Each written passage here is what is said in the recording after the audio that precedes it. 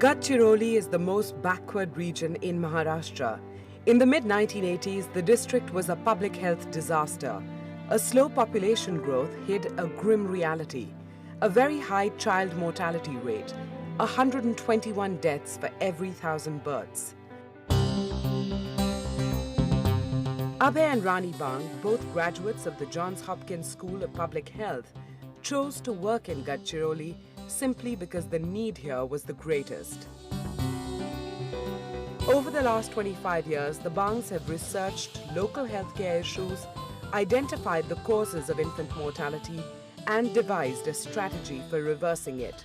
Today, the infant mortality rate is less than 30. My wife Rani and I, we decided to select Gadchiroli for our future work. Our purpose was to serve the most underprivileged and disadvantaged people, and that way Gadchiroli was separated from Chandrapur in 1982 and we came back in 1985. So we thought that whatever we have learnt in our medical curriculum and at Hopkins, we should make use of it in this area where there are no other health services like clinical services, other services. You won't believe, but I did the first cesarean section in this district. Nothing was being done that time, and it was a bold decision, but we were both determined and it was a voluntary choice. And when we look back, we think that it was the wisest decision we have taken in our life. And we are really honored. So many people here, they give us chance to serve them. It's a great honor for us. Let's go back to 1988. For the first time, we measured child mortality rate in Gadchiroli in 1988 in nearly 1 lakh population, nearly 100 villages. And we found that the infant mortality rate at that time was 121, too high. And pneumonia in children and newborn deaths, these two were the main causes of death. At that time, there was no global or national program to address these two specific issues. How do you provide care to children and neonates in rural areas where Gadchiroli hardly had only few doctors and who would go and live in villages? So in search of solution, we, out of desperation and practical necessity, we thought a literate man and woman in the village is the best solution.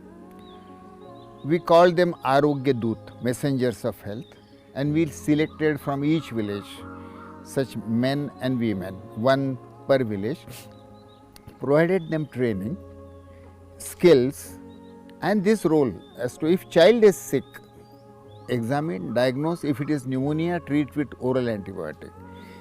That pneumonia treatment alone brought down infant mortality rate from 121 to 80. With infertile, there is no treatment available for them. So I did the first community-based study of gynecological problems in rural area in Gadchiroli. That study was published in Lancet. It's supposed to be the first study of its kind in the whole world. And I showed that 92% of the women had gynecological problems and only 8% of the women had ever sought any care for gynecological problems. 50% of the women had reproductive tract infections. Today, when you go out with your degree, I'll urge you that there are places in this country where nobody reaches. Probably traders reach there to exploit, but no doctor reaches. You may not know, but in 11 crore tribal people live in India, largely scattered in 809 blocks in 150 districts, which are tribal majority blocks.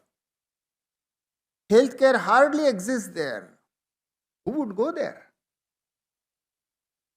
Until some medical person goes there as a pioneer with the light of medical knowledge and empowerment in the hand, neonates will continue to die because the bridge of healthcare is broken. Degree, what is the purpose of my life?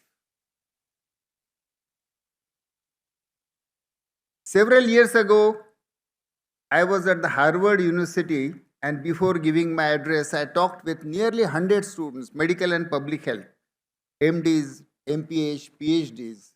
Same thing happened next year at the Johns Hopkins. Now, these two institutions, practically cream of the world in the field of medicine and public health,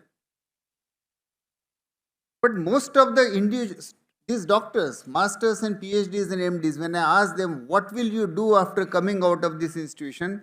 Most of them said, we don't know. Maybe our professor will give us some lecturer's job.